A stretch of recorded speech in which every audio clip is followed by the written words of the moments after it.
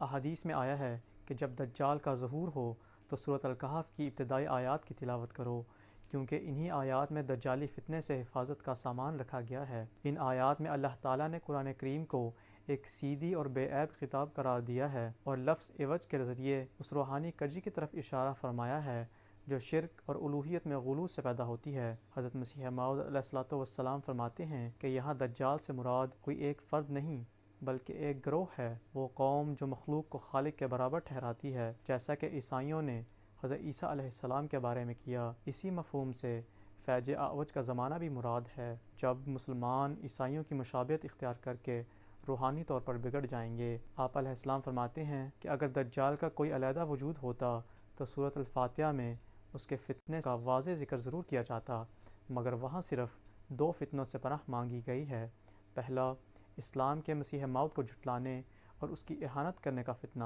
جس کا ذکر غیر المغضوب علیہم میں ہے، اور دوسرا نصارہ کے غلو اور شرک کا فتنہ، جس کی طرف ولا الضالین میں اشارہ ہے۔